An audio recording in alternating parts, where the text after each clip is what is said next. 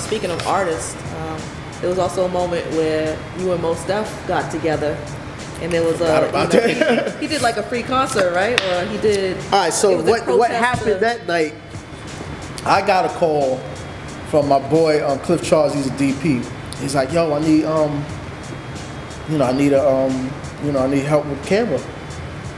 I need a second camera. Most called and was like, yo, it was the second anniversary of, no, it was the first anniversary of Katrina. Most wanted to go, VMAs was happening that night at Radio City Music Hall. Most wanted to go make a statement at the VMAs. He hired a traveling stage that opens up. He made this song called Katrina Clap. So, we get up blocks away, set our cameras up and all that. Basically, we ride in the trailer, go in front of Radio City Music Hall while the VMAs are going on and thousands of people are on 6th Avenue. Thing opens up, he starts performing Katrina Clap. This is online. You could type in Mos Def gets arrested and watch all of this. That happens, police jump up, grab him, eventually grab me,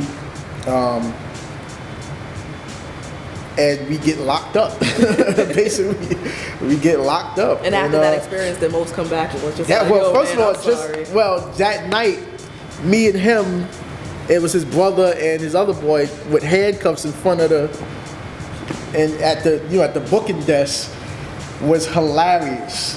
Yeah. Yo, that shit was hilarious because he's like, yo, man, I'm so sorry about this shit. I'm like, okay, Then we say my last name Smif, his last name Smif. Our birthday, we born the same year. Just like the simple shit that, me and him are having while we're handcuffed. You know what I'm saying? Going through this shit. If you had somebody to take pictures of that. I wish the camera was still rolling on that, man. But I mean, spending the night in jail with Mos Def was interesting. Were you in the same cell? Like, how does that work? Nah, they separated us because he had to. They take celebrities to a different room, different spot. I was in with some tranny and some other shit was going on that night in that room. But but then we got out. We gathered back up, we was talking about it, and then we went through court. Like, we had to go through, see judge like 2 or 3 times. He hired Johnny Cochran's firm to represent us, and we had our little conferences back and forth. I had to keep meeting up, but he paid for the whole legal case, right. And they dismissed it. I got charged with operating audio equipment without a permit. That's what I. So what do they do with tourists? Because they're operating without a permit, right? I don't know, but that was ill night. Like all of this before the Jay-Z, before the Mos Def, you actually did like a small film with Nas and Tracy Morgan, right? Yeah, I forgot about that shit too. My first short. When I finally had a chance to direct something was called Silly, and it was pretty silly. But it was starring Nas and Tracy Morgan, and that came about because I was good friends with Akinelli, and he was like, "Yo, I'm gonna come pick you up, man. Bring your camera. Let's just get up with Nas and do some shit." So we basically made up a movie one night and shot this thing, and wound up doing more once conceptually was building it all up, but.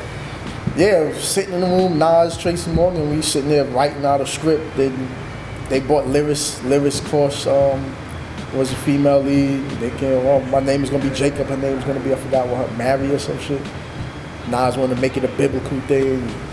There was some shit about him cheating. I still can't even tell you what the premise was. It was just like we made the shit up as we went. But yeah, like that, and I showed that once or twice in like 2 or 3 hip hop film festivals, and we were trying to make it bigger at that time. We had just did Belly, that's where I first met Nas. So took it to a producer, was trying to get really taking this to the next level, and Nas disappeared. And but what was good about that experience was I was living in Bed-Stuy, and this was the time him and Jay was battling. And for whatever reason, he kept coming to my crib in Bed-Stuy. But the last time he came, he got recognized. He was always sneaking in, but last time he got recognized and he had to run out the crib. Like he was just walking down the street and someone. No. I mean, he this little kid that was in my building recognized him. I lived in the Bronx, so this little kid recognized him. It was like, oh my God, Nas! Then spilled outside that Nas was around. In the building. But to have Nas in my crib was just 3 times. I think he came through like 3 times. And this is in the middle of his beef, and he was like, yo, I can't really come through no more, because not for me, he felt, say he had jungle all of them out in the Jeep outside. But he was like, I don't want to get you in no shit, because I hear we in Bed-Stuy and you got beef. He got beef with Jay. Queensbridge guy in your home. Yeah, so that was interesting. But I really wish that would have materialized into something else.